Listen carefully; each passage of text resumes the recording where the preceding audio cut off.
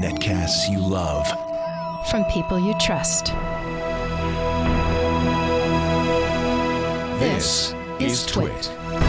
Bandwidth for Triangulation is brought to you by Cashfly at CACHEFLY.com.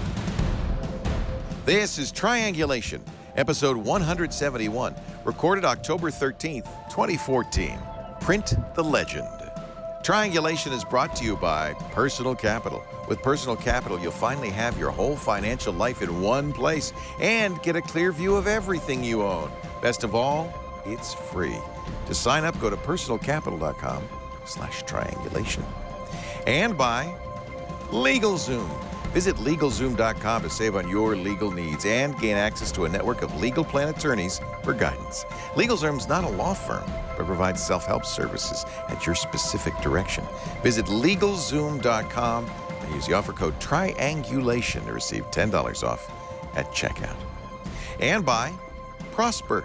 Prosper is a peer-to-peer lending marketplace that connects people who are looking to borrow money with those who have money to lend. Visit prosper.com/twit and receive a $50 Visa prepaid card when you get a loan. It's time for Triangulation, the show where we get together with some of the smartest, most interesting people in technology and talk about what they're up to. We got an interesting one today. Joining us right now, Luis Lopez, director Stephen Klein, producer of a new documentary that's appearing on Netflix called Print the Legend. Stephen, Luis, welcome. It's good to have you on Triangulation. Thank you very much, Leo. Did I reverse your titles? We may not be the smartest, but we're filmmakers. Oh, good. I was just going to say, who's joining us who's among the smartest and most interesting people? But hey, it's a little puffery. It's okay. It's not going to hurt. Let's take a look. This is the trailer from Netflix of Print the Legend, which is available now for free on Netflix streaming. Everybody thought home computers were a really, really cool thing that only nerdy people were ever going to be into. 3D printers are on that same kind of arc. We're out to fuel the next industrial revolution by putting the power to manufacture things in your hands. 3D printing has the potential to revolutionize the way we make almost everything. Some of the developments that come from the 3D printer might put the first person to create that device on the pedestal of major social innovator. Every day I get inspired by people who have MakerBots and are doing amazing things. He grew up in an entrepreneurial household, so he saw things getting produced. People who run successful small technology companies pretty much have to be crazy. When we started, we were the only one. Now we've got the big guys, and then we've got lots of small guys that think we're the big guys. Formlabs basically started in the basement of the house that Dave and I were living in. I thought, this is a quintessential geek we are bringing up, obsessed with what he's doing. If you're a leader, every day there is something new that comes up and smacks you in the face. Welcome to the age of the printed magazine. I'm going to introduce you to one of the most dangerous men on Earth. We're information markets. There should be one law. If the police can have it, if the military can have it, then you can have it. Somebody gets murdered with a MakerBotted handgun, then what happens, right? His iron rule, we don't talk about 3D printed guns, period. We didn't have to say, this is our response to the gun thing. It was just, hey, look at this. RoboHand was worth talking about. Did it get half the pickup of the DefCAD stuff? Controversy sells. We were all inventing what was going to come next. A great partner will turn into a horrible enemy. A company you've never heard of before will come out with something that changes the game. Every once in a while, a revolutionary product comes along that changes everything.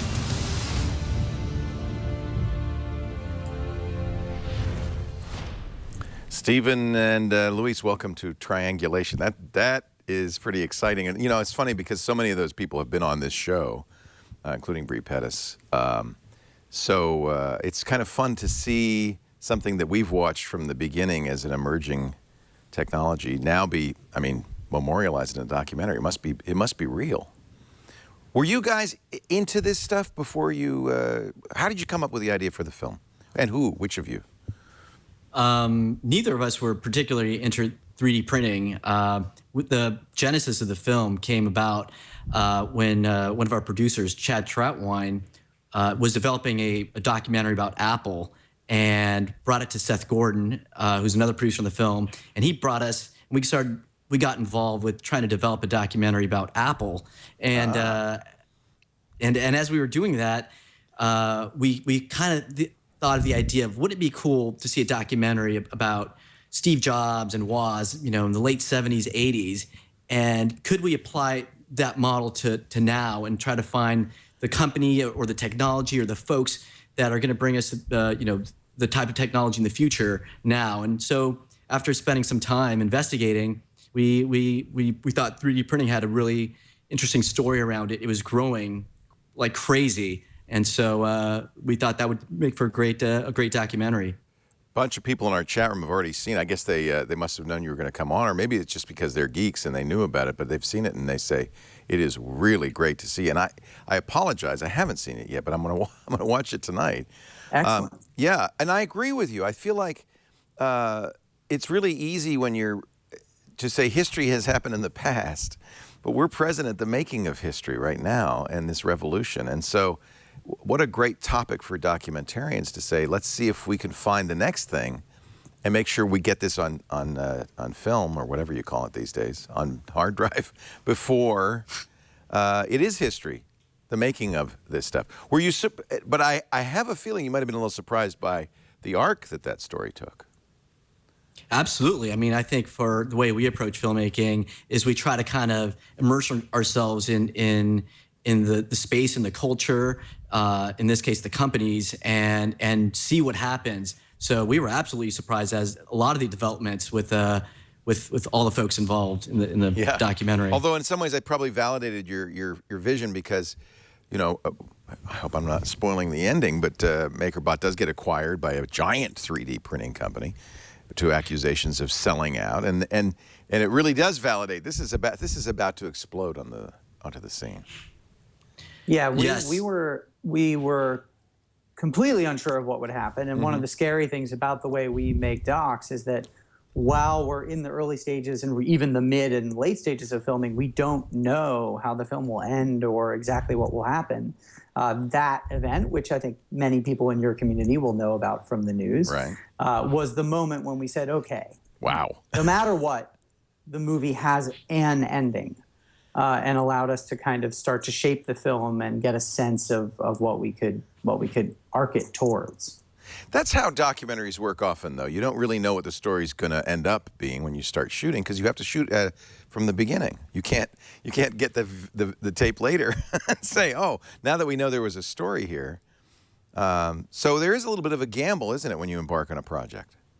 Absolutely. And I think you initially, even before we were in the 3D printing space, we were looking around different space, virtual or augmented reality. Right. We spent a little bit of time there. Right. We spent some time at hacker hostels and incubators. That's going to be big, yep. Feeling it out. And so I think we sort of cast our net wide. And as things we feel sort of the heat in particular directions, we move there. And even with the different folks, we kind of, as the stories develop, we focus a little bit more there. But you don't know where it's going to go, but that's the fun and exciting part of it. That we're surprised as much as the people living it and the people watching it. Yeah, and we were when Chad came to us and Seth came to us with the basic idea, we felt like the Steve Jobs story and the Apple story had been really well told by a number of people, among them Walter Isaacson in his biography and Adam Lashinsky in his book about Apple. And so the idea, but we loved those things, and we loved the idea that who Steve Jobs had become as a kind of archetype in the technology community is somebody every startup references, who's the Woz and who's the Jobs. Mm-hmm. As we saw that play out in all those places, in the hacker hostels and the incubators and everywhere, this idea that there might be a way to find some people pursuing those paths as a way to both explore Apple and their impact on the culture and startup culture in general today. You mentioned Chad Troutwine, who is an entrepreneur and your co-producer on this. Did he come to you and say, hey, we want to do something about technology? Was that where the impetus for this? Yeah, and it was specifically Apple, yeah. He was the guy who came up with the Apple idea, yeah. Yeah. And as all technology startups, you had to pivot. Exactly. Just like a startup. And That's the Steven, business. Steven can speak to this. We feel like anytime we do a film, it's like a startup. It's the same sort of process. So we really related to seeing these companies do the same thing. We have the same sort of archetypes and paradigms, or similar ones, as like a startup. Yeah. What other? Yeah, go ahead. Well, that was one of the things we did a presentation. You can find it online at South by Southwest, where we premiered the film at their film festival. They also have an entrepreneurship conference called V2V, and we did a presentation there about that exact thing. It was called How a Documentary About Startups is a Startup. Right. And one of the things we were surprised by is we thought going in, as we were entering your world of tech startups and technologies and business, that we would be outsiders, that as artists we would sort of not know how to really speak to and relate. But we instantly discovered, oh, this is the same as the world we came up in of, young, visionary, idealistic, passionate people with ideas they hope will change the world for the better. And the challenge comes into navigating how you turn those ideas into reality, which involves the marketplace, and that makes you question your ideals and their importance and all of that. And that's where the human drama comes in. And by the way, won a special jury recognition award for editing and storytelling at South by. Congratulations. Thank you. That must have attracted Netflix attention.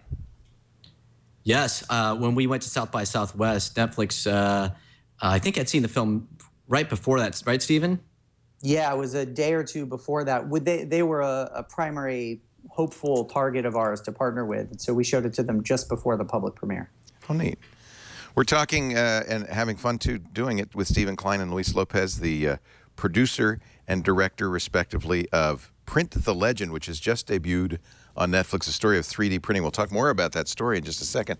But first, let's talk a little bit about Personal Capital. Personal Capital. It's free, totally secure. I know sometimes people go, I don't know if I want to use it. Trust me. The system they use is absolutely secure, completely trustworthy, and it really helps you with keeping an eye on what's going on with your money. You really do need to do that. It's a challenge. Your bank account's in one place, different login for your savings, your investments, your house, mortgage, all that stuff. If you could get it all in a single, easy-to-use dashboard and take a look at what you're doing and then get advice on how to take the money that you make and invest it for your future, wouldn't that be awesome? Personal Capital. It brings all your accounts and assets into a single screen. And it's, by the way, it's, of course, your desktop, but also your phone and tablet. They've got free apps. Really is sweet. In fact, they even have an Android Wear component so that you can get notifications on your Android Wear watch. I'm loving that. They have a real devotion to making it easy for their clients, their customers, to keep an eye on their money, to invest properly, not to overpay in fees, get tailored advice on optimizing their investment.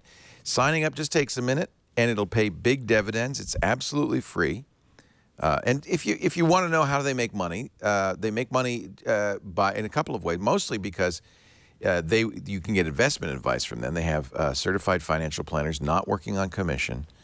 And so they are absolutely in your corner to give you advice. But also occasionally you'll see, hey, we see your loan rate is this. You could get a better loan rate. This is a really unobtrusive and a clever way to make a business out of this. So don't worry about that. You're going to like it. Personalcapital.com/triangulation really is free, and that's nice. It's a smart way to grow your money. We thank Personal Capital so much. They're so good. It all got, this all started because I interviewed Bill Harris on this show way back when. Stephen Klein, Luis Lopez are our guests. I want to talk a little bit about the story in the movie, but I'm fascinated by how the movie got made, or the documentary, how it got made, and Netflix participation is very interesting. They have an exclusive on it, right? That's correct, yes. So are you happy about that? Is that a good thing? I guess for a documentary, you can't get bigger release. It's amazing. I mean, everyone I know has Netflix, right, and it's just amazing that you can make something and at a push of a button, it's available everywhere. And I say to my mom in Mexico, you can watch the movie right now on the 26th, and so neat? She's been able to watch it, and it's a really great place, and it's been a wonderful experience for us, and a privilege to have our film that readily available. Yeah, I mean they have more subscribers now than HBO, so you really couldn't do better. Yeah, and it's interesting. I think they also really get the film in part because they are a technology startup that is becoming a film studio. Right. So they really understand personally what it means, what the challenges are in growing something from a garage to an industrial player. Yeah. And so I think they liked the film for that reason, and that was exciting for us. And it also, you know, when you see the film, there are some things that happened in the last few weeks. Yeah. The acquisition happened in the last few weeks of shooting? No, but there's some other changes. The Cody Wilson stuff.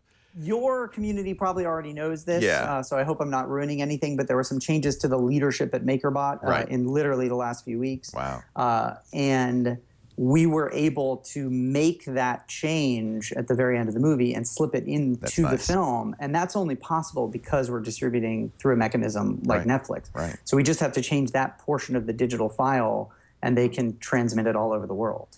So how did you shoot this? Well, essentially, there's three of us. Clay, who's not here, who's a co-director, and Clay Tweel, and Steven produced. So we just sort of packed up our cameras and we lug them around and we shoot and we hang out and we move around. So it's a really small crew. It's just three of us. And but I think that allows for a lot of flexibility in continuing to shoot and having a small footprint, and one that allows for some intimacy. So yeah, just three of us jumping on planes and hanging out. And what kind of cameras? We use a C300 and C100 primarily. I'm jealous. Those are so cool. These are the Canon Cinema cameras. Yes, they're amazing. Everybody's using these now, by the way. I think that when the 5D came out and people realized you could shoot incredible high-quality video using incredible lenses, it was a revelation, but they only shot small chunks. You had to buy all this equipment to put around it. So Canon, I remember we saw these at CES, released these cinema cameras, the 300 and the 100. Very expensive, but boy, are they great. Well, it's amazing because they're great cameras, and we travel basically, with three of us, we each have one checked bag. I mean, one carry-on bag. That's amazing. That we use. You don't even check it. You carry it on. Wow. Oh, for sure, just to protect it. And those three bags include our lighting and our sound and our two cameras, and that's enough to, like, that's the equivalent of what used to take a 2.5-ton grip truck to accomplish. Yeah. Like, it's pretty amazing what you can do now. You use LED lights? What do you use? That's right. Yeah. A couple of panel lights, LED lights, and there's a little trade-off on quality, but we're flexible, we're fast, so you can set it up, you can break it down, you can go elsewhere on the same day. Right. But it's a couple of LED panels. And what kind of lenses? I apologize. Probably you don't get this kind of questioning most of the time. No, it's fine. Our audience wants to know. Yeah, we use the still lenses. We didn't have the couldn't afford the cinema lenses, which are amazing and beautiful. But so the we still just lenses had aren't still bad. lenses. Yeah. Yeah, and just carried a couple lenses, like a 16 to 34. I have that lens. I love that. The L 1635L. Yeah. Yeah, and maybe that's your wide angle. That's our wide angle. You shoot it mostly that. I guess with a documentary, that's probably the most flexible. You can get right in there. It is. Get the whole scene. Only for a sit down, we might bring in like an 85, and if we know it's just going to be a sit down. But otherwise, the 16 to 35, when we're moving around and jumping around, and it's it sucks in a lot of light, so we can do some low light stuff. And yeah, just really we're going for flexibility and quickness more often than make it really look nice. Although we love for it to look nice. Well, it does. I mean, I just in the trailer. I think nowadays people don't make the distinction anymore. They don't know if you were shot on film or shot digital, shot with consumer grade lenses. It looks great. I think in the end, storytelling is trumps sort of the aesthetic, although it's all part of the same thing. But I think for us, we really try to weigh in on or lean on the storytelling part of it as much more than the aesthetic.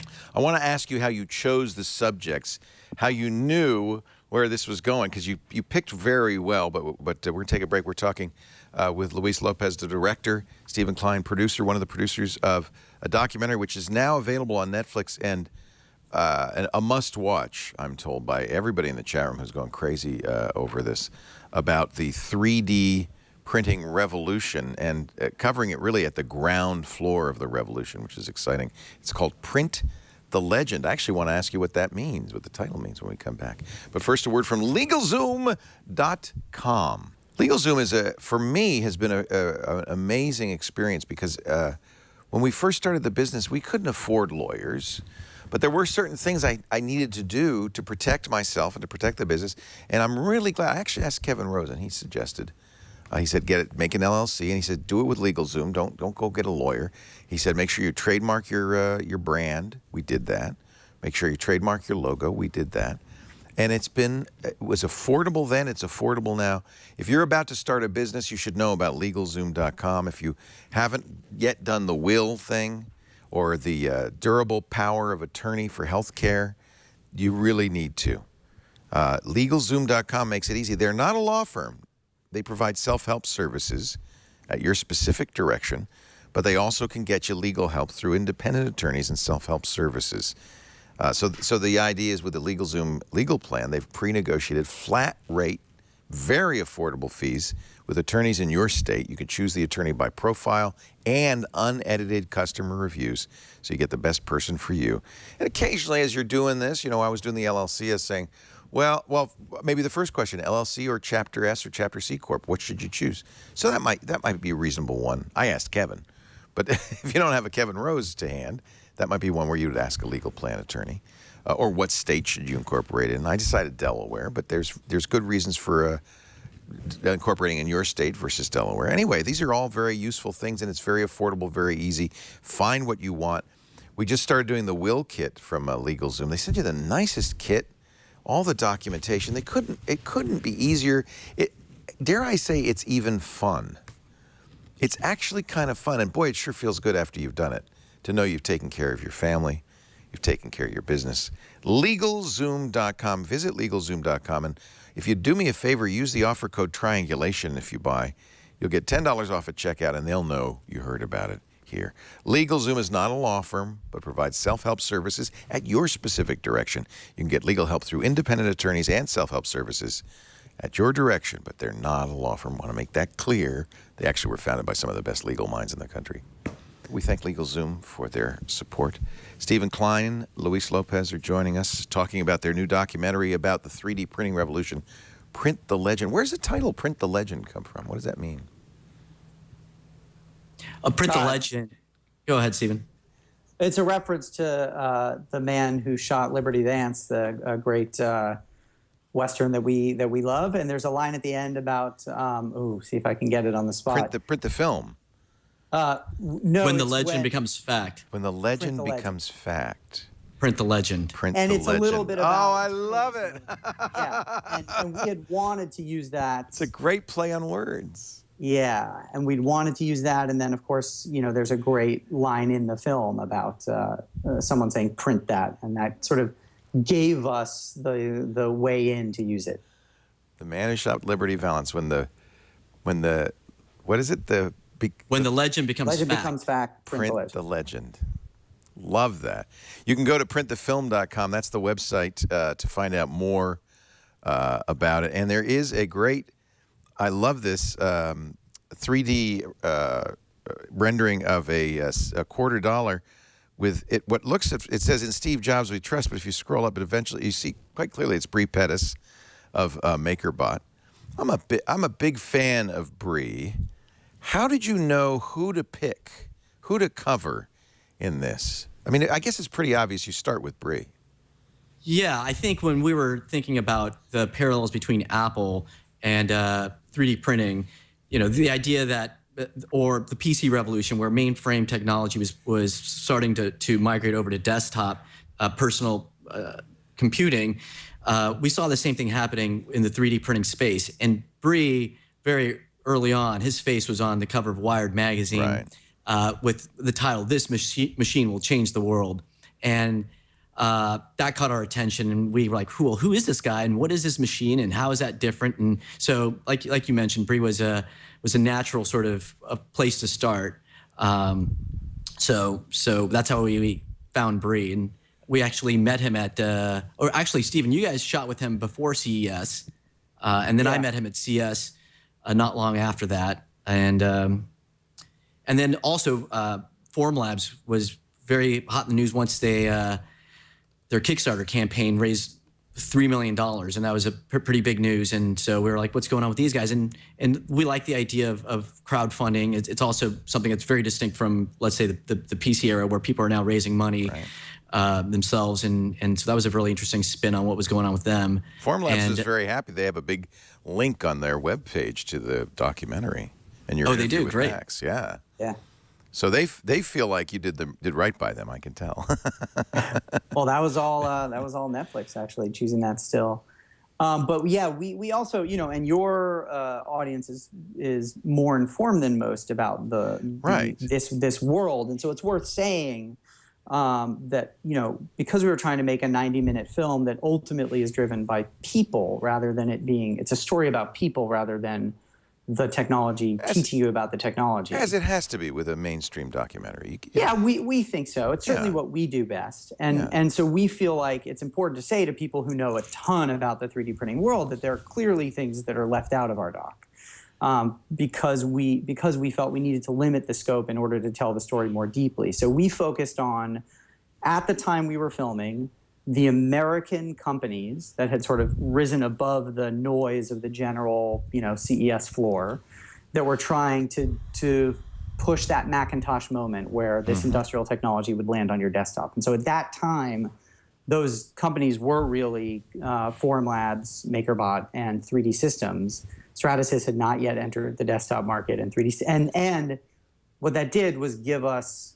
It happened to also give us the benefit in the casting of those three companies that we had a sort of, in the life cycle of a company, we had this sort of very young company in Formlabs. We had MakerBot that was really just growing up into its young maturity, moving out of its original office into its first high-rise. And we had 3D Systems, this big established corporate player that was entering the desktop market from the industrial side. And so that gave us a wide scope. And we should say, this is the story of desktop 3D printing. I'm glad you made that distinction. 3D printing's been around for a long time in an industrial context. But desktop 3D printing is the Macintosh moment. It is the bringing it home moment. And I think you picked very well. You picked the right people. I am told Bree does not come off too well in this, however. Is that right? I think I mean, you know, ultimately, whether or not he thinks that would be up to him to answer. Right. I think if you look at the Netflix user reviews, you'll see a pretty mixed reaction to that. You've got a lot of people who think he comes off great. Right. A lot of people on the Twitter, verse who are tweeting how excited they are to now be tweeting with him because of Print the Legend. So both are happening, and that's what we want. That's the internet right there in a nutshell. Well, yeah, and hopefully, you know, I think one of the things that our team wanted was for the film is ultimately an investigation of the American dream and what it takes to succeed in the 21st century. And there are some things in that I think we're a little critical of, but we're not critical of anything morally. You know, basically we think that the American dream myth, as we tell it, kind of whitewashes the fact that you have to make some pretty serious sacrifices to achieve at the level of an industrial leader like Bree has unquestionably done. And I think great way to put it. We're not honest about that. We're not honest about the sacrifice. I think you're right. You know, but it's morally neutral. This is the truth of it. Yeah. And that's what a documentary needs to do. And you know what? I think you're right. I think it's a good way to handle the reviews, because there are people who love this, and people in our chat room who say you must see, and then there are people who just, as usual on the internet, the literal net, the people who said you missed out on, or I don't like your interpretation. But you can't take that seriously or personally, because I think unfortunately, this is how the sausage is made. This is the truth of it. And we all want the legend, but I think that's a great way to say it. These revolutions are messy. Yes, exactly. Yeah. And there's different. Cody Wilson. All right, let's talk about Cody Wilson. Cody's the guy who came up with the gun, the 3D printed gun. Yes, he is. And stimulated a lot of controversy on both sides. I liked in the trailer the decision, or I thought that was interesting, the decision that MakerBot made. We're not going to talk about that. Yeah, I mean, it was a really interesting time when the Liberator came out, and we were there for when that was happening and when That's he awesome. uploaded the files onto the internet. And we really felt like, wow, this is something really important is happening here that might change the direction of where this technology goes.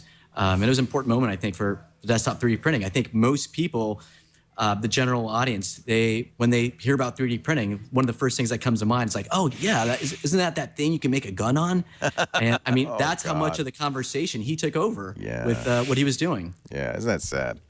But that's what you hope for as a documentarian, is to be the fly on the wall during these dramatic, important moments in the story. And you were there, which is great. It was great to be there. Yeah. Are you, as you're shooting, you're going, yeah, keep going, I love this. You must. Oh, yeah. And I think that fortunately, it is a shame that that's what the public thinks of now when they think of 3D printing. But I think certainly our audience understands that when you create a tool, it can be used in so many different ways. And you can't say, well, it can only be used for this, but not for this. This is what it does. It's a general purpose tool, like the internet is a general purpose tool, and you can't prescribe certain uses. These things happen. Absolutely, like anything, a wrench. Yeah. Someone can take a wrench and bang someone's head with it, Right. and it's like, well, that's not what it's meant for. But yeah, you can do that with it. Do you think it pushed 3D printing back in the public's mind? Did it hurt it? I probably think the other way. I think even though it's controversial, I think it opened up people's imagination and brought more of the conversation and dialogue to 3D printing. So I actually quite the opposite. It probably gave it a boost. People think like, wait, what? There's this magic box? Yeah. What? Yeah. What? And of Yeah, I course, think Elon that's Musk recently mentioned that the engines on his rocket are 3D printed. So, and then they showed that you show the prosthetic hand. I mean, there's all sorts of uses. Absolutely. Yeah. The story Print the Legend is available now on Netflix. If you have Netflix, streaming went up September 26th. And the reviews are mostly positive. 4.5 stars is about as good as you can get. So don't worry about the reviews. But people love this movie. But I think it's also telling to read the negative reviews. And you see, there's nothing you can get involved in these days in technology that doesn't polarize somehow. I don't know why that is, but that's something that... Yeah, it's true. No, I actually, we had a negative review that compared us to the Nazis, and I felt like, okay, well, now we Godwin's know Law. we've made it. We've made it. You've made it. We're going to take a break, come back with more with our guests, Stephen Klein, Luis Lopez, the creators of Print the Legend, a brand new documentary available exclusively on Netflix. Netflix is so smart to get these exclusives. And, this is so good, I think, for the documentary community because it means there is a distribution channel that gets right into people's homes and millions of people can see your movie finally.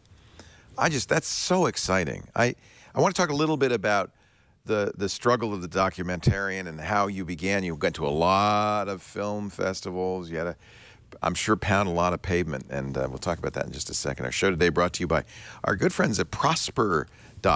Prosper.com. I love this idea. This is Silicon Valley's answer to the big bank loan, right?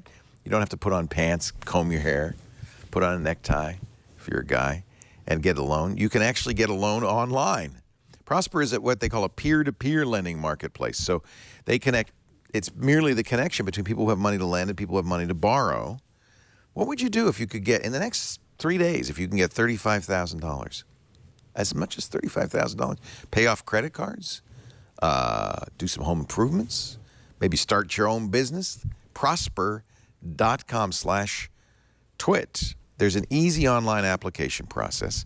You don't have to give them all this information, just a few details, and you'll get an online rate quote right away. So we like this. It's very upfront. You know exactly what you're going to get. There are low fixed rates, unsecured loans, so you don't have to put up collateral. Multi-year terms are available, but you can find out the rate. You just go to prosper.com/twit and find out, and you'll get immediately the idea of not only what your rate's going to be. By the way, that rate, if you're watching the video on the screen, that's not the rate. That's just a sample. You have to actually fill out the form to find out what your rate's going to be. It could be higher, it could be lower. But it's unique to you, your credit history, and all of that stuff.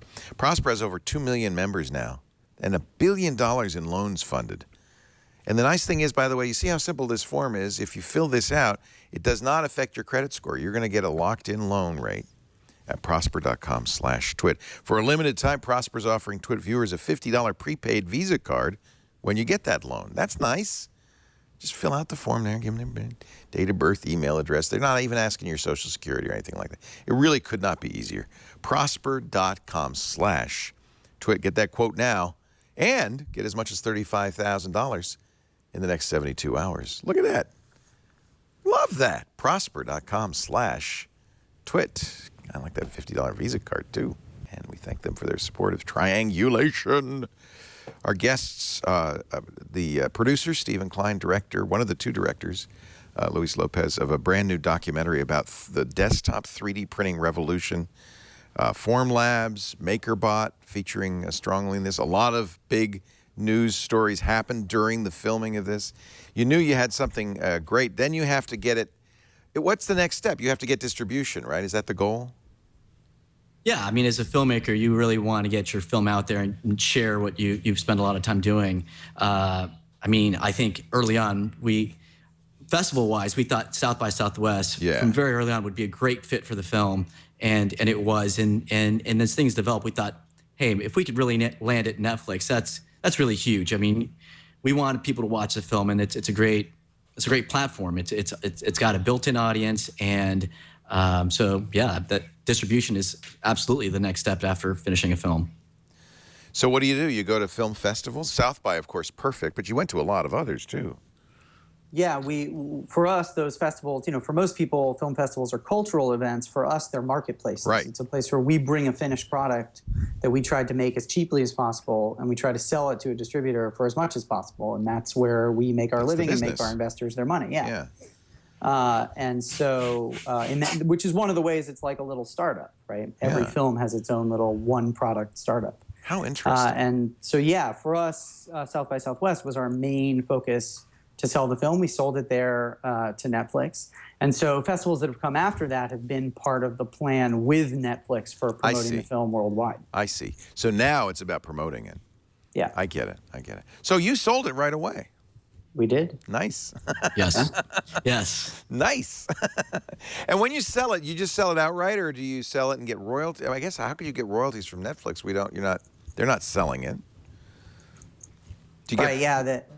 No, it's not royalties, and they're growing. I'm sure they will be in every country in the world at some point. Right. When they partnered with us, it was I think 41 countries. So do you have the right to sell it in other countries as well? We do. We do, and that's happening now as well in those areas where Netflix hasn't yet come. We're attempting to sell it in those countries through some of the foreign festivals. Yeah. Luis, the chat room saying you worked on the Freakonomics documentary with Stephen Dubner, who was a great hero of ours. Yes. Yeah, that must have been fun. That was very cool. Absolutely. Yeah. Chad Troutwine, who was a producer who was a genesis of this film, he also produced Freakonomics and worked on that film. And yeah, it was amazing. I'm a huge fan. I was a huge fan of the book. We got to work along with Clay as well, the other director, and Seth Gordon and Mary, the producers. We all worked on Freakonomics. It was great. We got to meet both those guys out in Chicago, and they took me to a Kentucky Fried Chicken, and it was great. They're a lot of fun. Brilliant guys. So did you go to film school to do this, Luis? How did you get involved in this? I did go to film school. I went to USC, and I studied film school. Yeah. Yeah, I had a great time and studied production there. And Seth Gordon and I have worked on a lot of documentaries before this. We shot Shut Up and Sing with the Dixie Chicks. I think that was one of the first ones. And then we did King of Kong, I think not long after that. Oh, yeah. And sort of just kept working on documentaries. We love documentaries, and it was a great fit. If you haven't seen King of Kong, that is a great story. So you think you're going to stick with kind of geeky subjects from now on? You've got a little niche. You got a little niche going.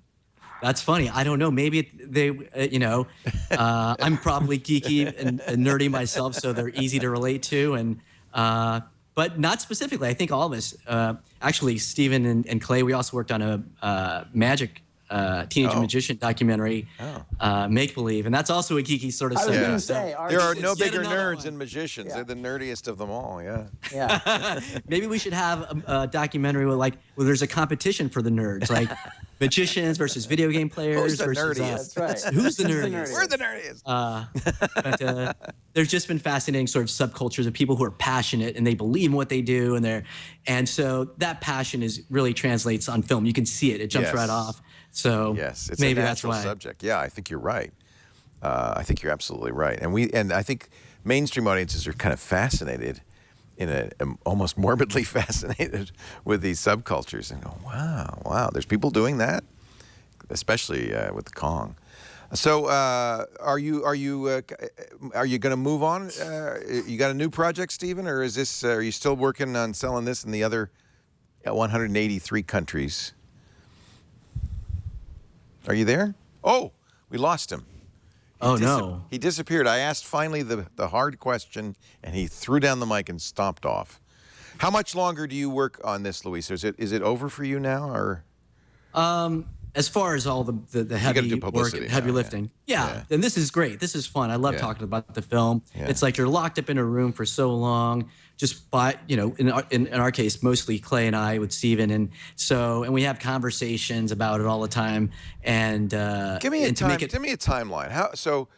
How long does it take each part of this process? Well, the shooting was ongoing. And Clay and I are both edited the film, and we're editors. So it was all sort of happening on top of each other. We would shoot, come back, edit, go back and shoot. Okay. And the whole probably over a year to year and a half. Wow. But it was sort of we're like our shooting, our production is flexible since we shoot it and then we edit it as well. Hard to edit. You're really doing a very rough cut in the first pass, right? Because you don't know what the whole story is yet. Absolutely. At first, you're just kind of like getting the material and trying to get familiar with it and trying to see where it could go. And like Steven said earlier, it wasn't until late in the shooting where MakerBot and the Stratasys acquisition happened that we felt like, okay, this might be the trajectory of this story. Right. Yeah. That's what you hope for. You got a story that there's an actual arc and stuff. And so you're probably waiting for some dramatic moment. You know the dramatic moments. You're waiting for a story, though. You're waiting to see how it can all fit together, and you can bring in sort of ideas and themes and events and things that make for I think great documentaries. And I think Daniel the Tiger has run out. Daniel the Tiger has run out, and my daughter now is here. That's fine. That's fine. Have you thought about your next project yet? Not quite yet. I'm sort of winding down, and I've hoped to take. I turned 40 this week, so I hope to take a little bit of time and just take a breather. Congratulations. That's great. We got Steven back. What are you working on next, Steven, besides marketing this? Yeah, marketing this, trying to get this out into the world. And we're actually taking our documentary about teen magicians and turning that into a stage musical. So that's fun. What? Yep. And that sounds like a lot of fun. It's a ton of fun. It's a long road, but a really fun one. Yeah. And I do theater and film, so I've just had a play in New York, and now focusing on developing some fiction films. Oh, that's great. What's the play in New York? It's called Belfast Blues. It's a one-woman show off Broadway with Geraldine Hughes. It's a great show. How fun. Yeah. How fun. I think both of you, as do I, feel lucky to be doing something you deeply love and to be able to make a living doing it. Absolutely. Oh, for sure. Yeah, it's so much fun. Yeah. I mean, we talk about these subcultures, and for me, it's just an opportunity to go and hang out and learn and ask questions. And it's like kind of like what you're doing. You get to talk to people. It's the best thing in the world. And learn and hang out and ask questions, and it's a privilege. Yeah, and I don't have to do any editing. So I like that. Yeah, that's great. Print the Legend. It's on Netflix. You can watch it free if you have Netflix streaming. If you don't, why not? $7.99. Come on. Cheapskate. Yeah, maybe you don't have the internet speed or whatever. Go borrow some internet from your friend. We thank so much our guests, one of the two directors, Luis Lopez, and his partner, the producer, one of several producers, Stephen Klein, for joining us today on Triangulation. Good luck with the film, guys. Thank you. Thank you, Leo. Great to talk to you. Triangulation occurs every Monday. It occurs. It just happens. That's our new slogan. Triangulation happens. 11 a.m. Pacific, 2 p.m. Eastern Time, 1800 UTC. You can watch live. We love it if you do because I get great suggestions. I'm pointing over here like you know where that is. That's the chat room over there. I get great suggestions from the chat room. And if you can't watch live, on-demand audio and video always available after the fact. Twit.tv/TRI, YouTube.com/Triangulation, or wherever finer netcasts are aggregated and distributed, like iTunes, as an example. Of course, our great Twit apps, too, on every platform, including Roku, thanks to our third-party developers for making that possible. I'm Leo Laporte. Thanks for joining us. Next week, we have a good one, I think. Oh, Gareth Branwyn. This is great. Gareth's my old buddy. Wrote the Jargon Watch for Wired magazine for a long time. Was a co-author on my TiVo book. And he has a new book about himself as a Borg. Right? What's it called? Something like I Am a Borg. No. Sounds like a documentary. It sounds like a documentary. Gareth's in a wheelchair, but it's a fascinating story. Anyway, we'll have Gareth Branwyn, and that is going to be a lot of fun next week on Triangulation. Borg Like Me, it's called. Thank you, gentlemen. Thanks for joining us. We'll see you next time. Thank you. Bye-bye. Thank you. Bye.